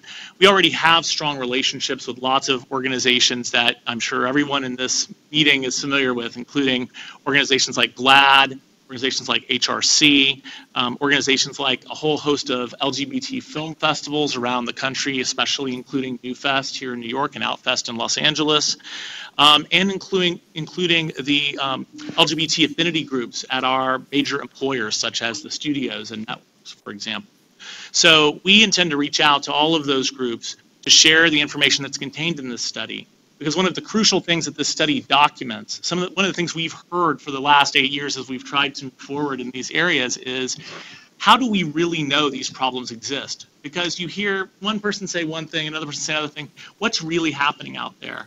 And now, for the first time, because this information didn't exist anywhere, for the first time, thanks to Williams, thanks to Lee and Jody, thanks to all the members who participated in this project, we actually have something that we can present that says this is a real problem and we need you to work on real solutions. So our start for that is organizational partnerships. One other organizational partnership I haven't specifically mentioned yet, but is our sister unions. And not only our sister unions here in the US that you might be immediately thinking of, like Actors Equity, DGA, WGA, et cetera, but our sister unions, our sister actors unions around the world. And so we, as SAG-AFTRA, are part of an international organization called the International Federation of Actors. And there are only 2 actors unions in the world who had ever done any kind of survey like this up until now. One of them is Equity UK, the British Actors Union, and the other is SAG-AFTRA. And I'm really happy to tell you that the actions by us and by Equity have inspired the FIA International Working Group on LGBT Equality to prepare a draft survey to be distributed to all of the actors unions around the world, to be distributed to their members, to gather this information, not just for the UK and the US, as has already been done, but to start gathering that information in other countries and other languages, so that we can advance this cause. And moving these issues forward on the international level is even slower than moving them forward in the US for a lot of reasons. I'm sure everyone here is familiar with the fact that in some parts of the world, there's a lot of work to be done. Some parts of the world, they're not arguing over same-sex marriage. They're arguing over, should gays be put in prison and executed. So we obviously have a long way to go around the world. But as much, we care equally about our actor brethren around the world as we do for our actor brethren here. And so I think it's of huge importance that starting to gather this information is going to happen on a worldwide basis. And in fact, later this month, at the upcoming meeting of the Executive Committee of FIA, they're going to be reviewing the draft survey, and I expect approving a plan to distribute that survey to affiliate member unions around the world. That's more than 60 affiliate unions, 60 different countries around the world. So we'll be very much looking forward to seeing the progress that we can make by that type of collaboration and partnership. Another thing that we plan to do in the short term over the next 12 months is our Educational Summit and Summit series for members. Because again, if we don't have a strong foundation, we have nowhere to go. So we need our own members to understand what's in the material that we have, not just our LGBT members and not just our actor-performer members, but SAG-AFTRA as a merged union now, we have members across the sound recordings industry. We have members who are professional journalists and broadcasters and entertainment broadcasters. And we need all of our membership to understand the implications of the information that we've put together. And that's something that we're committed to doing over the next 12 months. And that will provide a lot of opportunities for us to expand our outreach and to bring in allies from our own membership to help make the case for the change that we want to see. And finally, we are in the process of putting together a speakers bureau so that we can take advantage of one of our greatest assets. I mean, nobody knows better than us how attracted people are to shiny objects. And who has more shiny objects than SAG-AFTRA in terms of our amazing membership? Whether it's Dan Bucatinsky or any of you who are here in the room in New York or Los Angeles or on the live stream, this is our opportunity to play to our strength and to make sure that we are speaking out and to make sure that we are making our members available to help create that change. If we won't speak out, if we won't talk to people about it, it'll be very hard to convince them that change needs to happen. So we're very excited about putting that together, and that's another project that we'll have rolling in the next 12 months.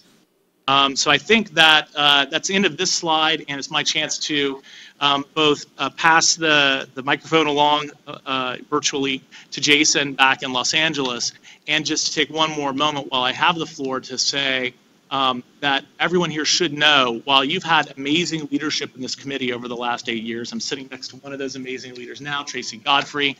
I see others of them out in the room here, and I know they're in the room in Los Angeles.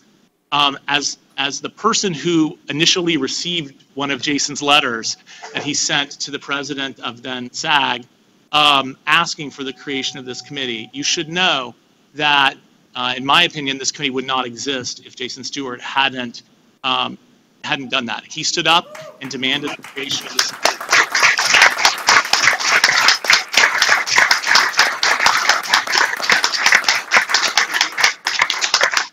That applause is well-deserved, Jason, and I just want to say, you know, there's nothing I'm sure that makes Jason prouder. It certainly makes me proud to see what this committee has become. There might be some of you in LA or here in New York who were there for our very first caucus that we had 8 years ago when we were wondering, was anyone going to even show up?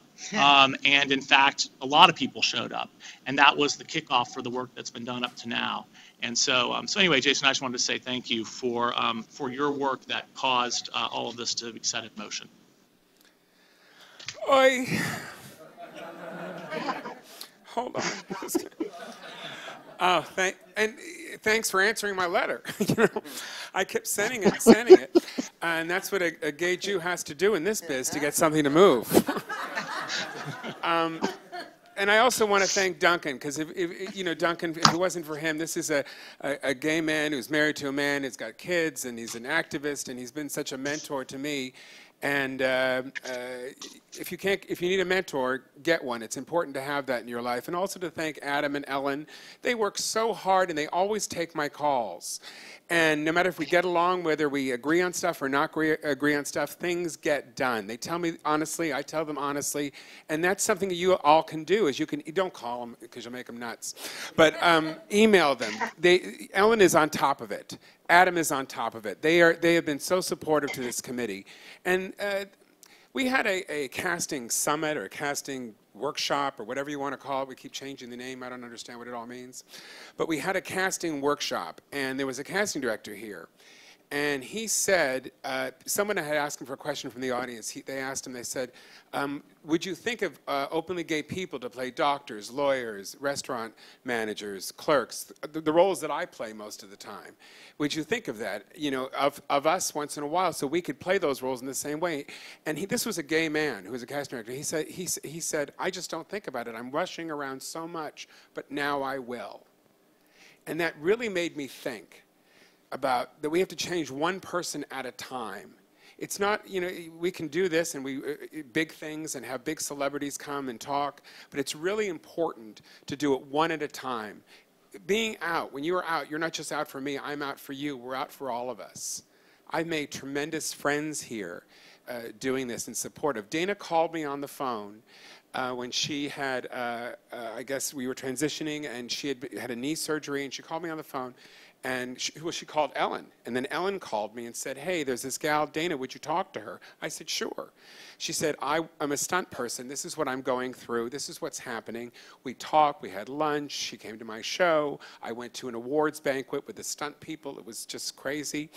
And we learned each other's lives. And now she's on the committee representing transgender stunt people. Who knew, right?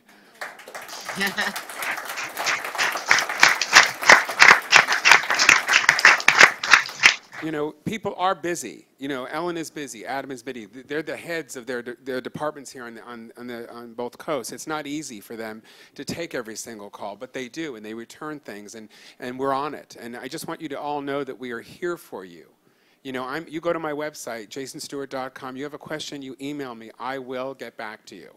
I will try my best to let you know if it's something that we can do to support you to being who you are. Thank you all really much.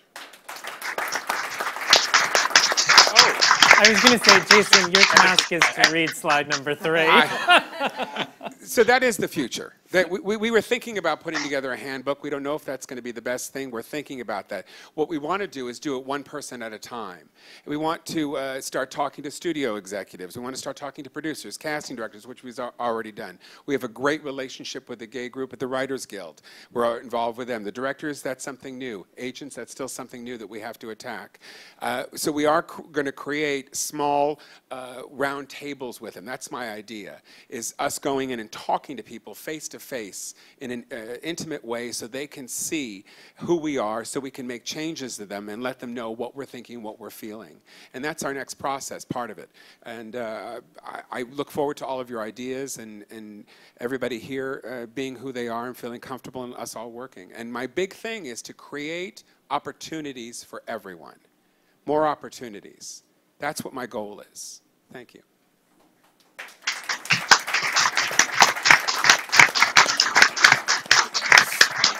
So one of the first questions that we have from someone here in the room is all about creating opportunities. I'm kind of paraphrasing a little bit. But how will that actually be executed? Won't it take more than handing out literature or this study to change people's behavior in the entertainment business? Well, that's why I just said what I just said, is that I think we have to start talking to people. You know, Parvesh is on a show. He's going to have the opportunity to speak with people about, hey, maybe there's a friend that I can hire, you know, to help out a friend. You know, comedians do it all the time. You know, someone's funny, they call on the phone and say he's funny. Somebody's openly gay in their committee, he thinks about it, he calls somebody. And that's how it happens, and starting to have these conversations with the power brokers in our business and letting them know that we're capable of playing generic roles as well as others. I also think that there are so many gay people working in casting and producers. You know, I think I always, whenever you know, we actors, whenever we start like kind of complaining and griping and thinking about like the hardships in our business, I think we always have to partner with a writer. I think there's an element of like, it's their words. And I think this also comes, my ex is a writer, so I have him in my brain, where it's you know, you want to change something, start writing your own stuff as well as working with a writer, because as like the generation keeps going up, and now they're, you know, there used to just be like that one diversity hire in a writing room and, you know, for staff writers, and now they're like 4 or 5.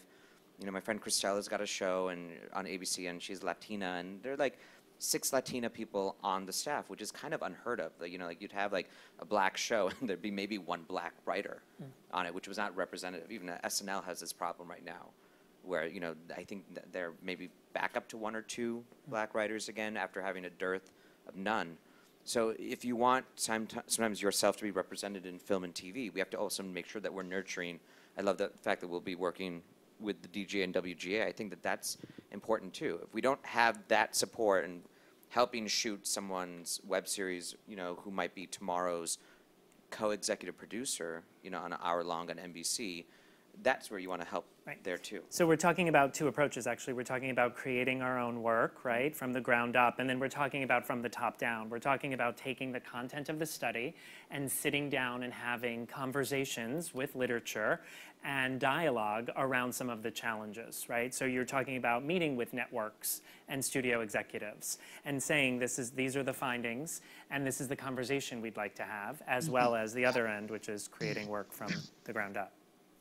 Does anybody in New York have anything they want to add to that? I see Duncan, I think, might want to add.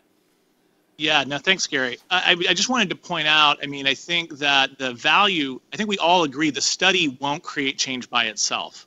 But the value of the study and the reason why we put in the resources to do the study is because there was sort of a mantra coming back at us as we started having these conversations that Jason referenced earlier, which was, is this really a problem? You know, is this just the perception of the media? Is this just a perception?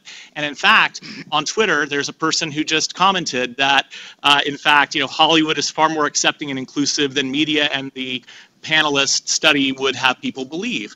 And that's exactly why we had to have the study. You know, now you can, obviously everyone's free to agree or disagree with the results of the study, but the whole point of the study was, let's not have a debate about whether Hollywood is or isn't accepting of LGBT people or whether discrimination is or isn't happening. Let's find out. Let's ask the people who are actually experiencing it. And, you know, having 6,000 responses to it, frankly, having a whole bunch of non-LGBT people saying, yes, I've witnessed it myself, tells us it is happening. So people can say whatever they want, but that's the reason why we have the study. So when we go out and have those conversations, and frankly, when all of you go out and have those conversations in those one-on-ones like Jason was describing, now you've got something to back you up that says, yes, this is a real problem, and that's why you should pay attention to it. And I would like to add, Gary, as well. I think it's obviously the importance of all the work that has been done on this is so that we do have a tool in our back pocket in order to go out, not just to those communities, but I would say that we need to go to the advertising communities, the advertising world, not just the TV producers or the writers or the, you know, I'm a writer as well. I have a play that's, you know, got LGBT themes. I get that. But let's go out to the people who are, you know, casting commercials and writing commercials and adding diversity and LGBT themes to those. That's what's hitting the main target. Those little bites, the 15 and 30 second and 1 minute spots are hitting us harder than we think. And when we start adding LGBT themes, not necessarily themes, but just normalcy to that kind of advertising, then it's going to be a whole lot easier to get into the mainstream of film and television, etc. I think that now that, you know, we have this fabulous tool, it's a reality. We didn't imagine it. It's been done thanks to all the hard work of everybody here. Now we've got something to bring into those rooms and to say, hey, here's what's going on, advertising people. Hey, you know, it used to be Madison Avenue, but now it's not. But, you know, here we are. Here's the booklet. Read it. Yeah, on that note, Traci, I'm getting more than one question pertaining to the same subject, and I'm going to morph three of them. But it's how can we ask for this form of equality and not be asking for special treatment? Go ahead, Jason. May I just briefly say, we're not asking for special treatment. Yes. We're asking. Remember, I didn't ask the question. I'm just sharing. No. No, we'll talk later, Gary. Okay. Look, I'm going to get beaten up. But continue, all right, Jason. Go ahead. I mean, Janice, who's one of our transgender members on, said we were having a meeting, and she says, I want special treatment. I've been waiting a long time, you know, in line. And I thought to myself, when she said that, I laughed, and I looked at Ellen, and I looked at, you know, Gary in the room, I laughed, and I thought to myself, God, you know, no, what she's saying, really, she's making a joke, but what she's saying is we want to have a level playing field. You know, we want to be able to have the same opportunities as our straight counterpoints. We're really far from where it was when I was a kid. I mean, man, I used to walk into a room, I could feel the door shut right in front of my face. I could feel that as a kid, and it certainly affected me in my confidence, in my self-esteem, and in my life as an adult. And to this day, there are still moments that that's a first thought. But I have to let that go out of my head and know that I got to stand up for myself. I got to stand up for other people on this committee and all of you who have come. And I do believe that if we keep doing that, if we keep, the more people that are out, the less that'll be a problem, and it won't be. We won't have the idea that it matters to people. Jason, I want to broaden that thought, because what you're just saying is actually something that came up to me. And someone in the room here in LA said, being a gay performer in Hollywood and Hollywood's general response to that has at times affected my self-confidence. Yes, it's getting better, but it also affects my sense of self-worth and motivation to succeed. Do any of yourselves find feeling similarly? And if so, what do you do about it? Every Thursday. I mean, there's a good friend of mine here. You find someone to talk to. I'm really serious. Find someone to talk to. Therapy. That's being who you are, and being the best you is important to doing your best work as an artist. To being as open, so when you're on that set, you can be who you are, and you can be receptive to playing the character the best way you can. Yeah, I mean, that makes sense. It's all part of our lives. Yeah, we can even go back to Dan's speech, right? He was talking about wearing a mask, which prevented him from being really, everyone's nodding, so they got that moment, right? So that thing about being your authentic self means that you are your unique being, right? So if you create yourself as a unique person in this business, in the world, you are irreplaceable. Right? Because if they want a you, then they come to you. So there is some real strength in being authentically yourself. We've talked about this. There's something about confidence that is so invigorating. And I'd like to find the store that has it, because I would buy a lot of it. But that's what it really is. I look at Parvesh. I haven't met it, known him, but you have such an incredible amount of confidence. It's so appealing to me. It really is. He just stands up on who you are. And Thank you. You really do, from the moment I've met him. And I watch people that have that all the time, and I try to mimic it. And just pretend until you do. Well, some of it is also that own self of ego and self-grandizing. I mean, grandizing. Did I say that word right? It's correct. Where, like, I just think I'm awesome. So I mean, like, there's that element of, like, yeah, you do have your moments of weakness and, like, shit, you didn't get the audition or anything. But I think that ask any minority, anyone with any disability, we have to always remember, like, let alone, obviously, it's a LGBTQIA group. But anyone who's had to suffer through that, like, you have to almost kind of, it's so cliche, but you have to almost be kind of stronger and better, so they can't give you a reason not to, or be the best of whatever that is. If I'm going to be the best, like, South Asian gay actor, then I need to be better than the other straight ones or non-South Asians coming in for that same role. I'm going to refer to the study, because in this study, there's actually a section about training. And there is something that actually alludes to the fact that I thought this was brilliant, that LGBT performers are more equipped and have had more training and have studied their craft more. And I think it directly relates to that whole philosophy of, I'm LGBT, I have to be better. So there are positive outcomes of, in relation to that as well. And the study actually earmarks it. I think earlier with the special treatment and equality thing, there's that thing of any actor, we have to be our most authentic self, because I'm not going in for Romeo. Like, I know that about myself. I wouldn't cast myself as Romeo. I want to be the best Benvolio, the best friend, or maybe Mercutio, but probably not. But, like, there's that element of, like, you know what you are, and then know you're going to be the best. There's that, I mean, if you're a 4'2" performer, you're probably not going to be, you're not going to be cast as the tall model. Yes, I will. Oh, girl. But there's that thing of, like, there's that element of, like, how much do we say that they didn't cast me, I can do anything, when we know we can't, but we can still be the best at what we can do. So true. Adam, I'm getting that we have about 5 minutes left. Do you have things in New York, or questions in New York, or things that you want to share?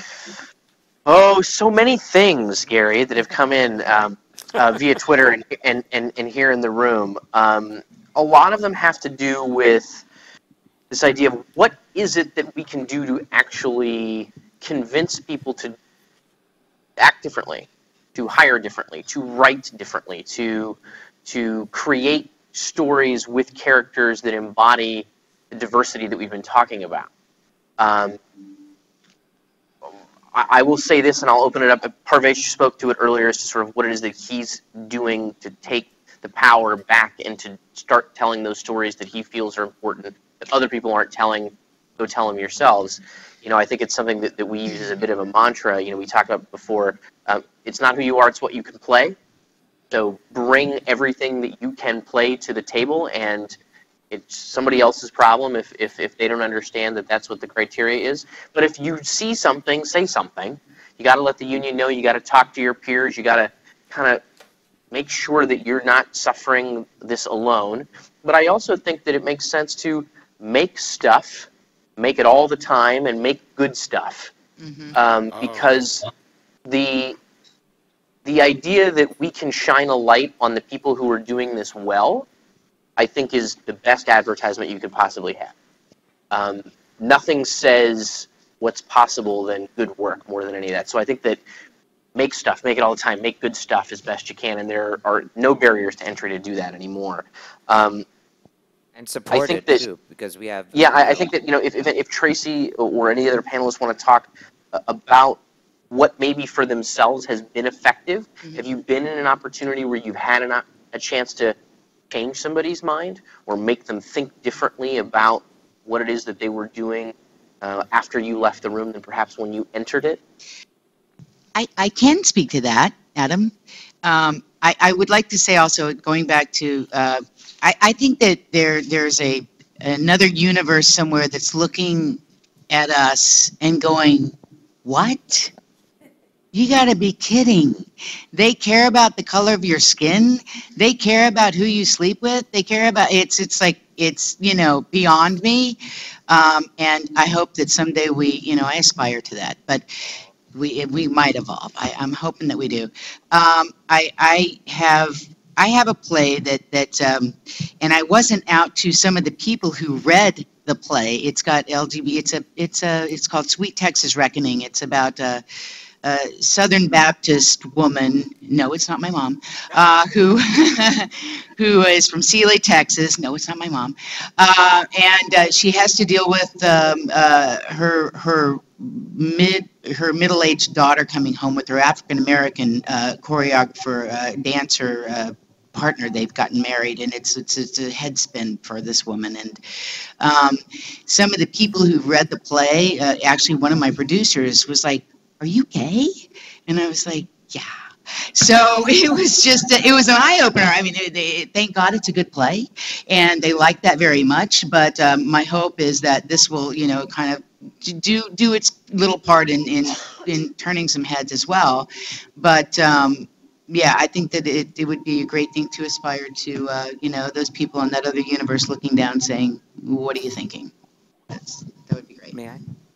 Yeah, Adam, I think I'm getting where you have like 2 minutes left. I'm sorry, I don't mean to cut you off.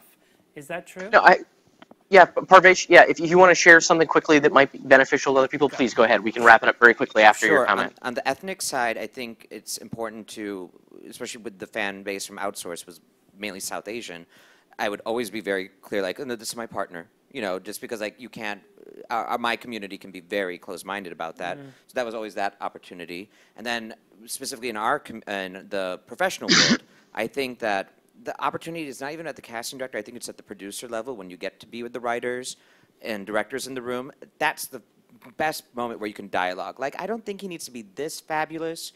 He can be this kind of, he can be like the dowdy gay, you know, he can be this. And that's where you can ask for, like, well, what level of education? Because would he have this kind of Indian accent, or would he be more British educated? That's that dialogue where you can have to be like, and if you want it still flaming and fabulous, then maybe I'm not the right guy for it.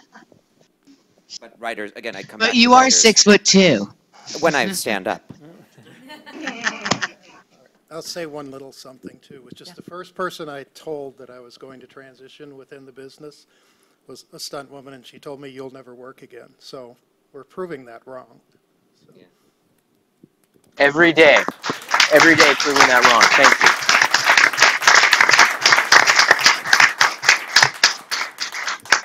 Well, I can't think of a better note for us to close on. This is not the end. This is the beginning of this. I just want to make sure that before people walk out and sign off, I express my deep thanks to Jody and Lee and everybody at the Williams Institute Yes, please clap. The fantastic folks at the SAG Foundation. The SAG Foundation made all of this technology possible and is making it. Thank you.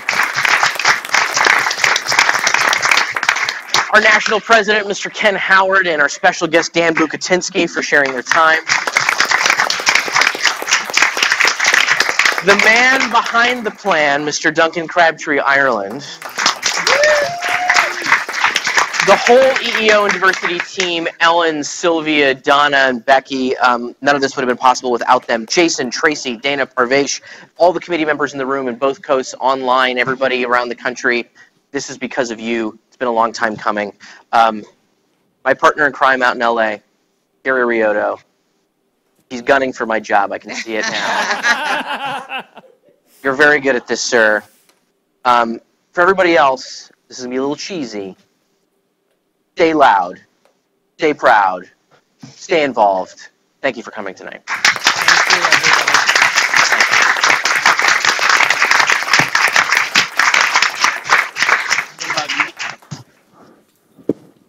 You. Thank you so much. It was really great. I'll tell you. I appreciate it.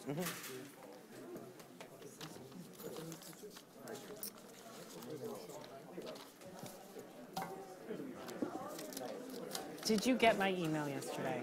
I so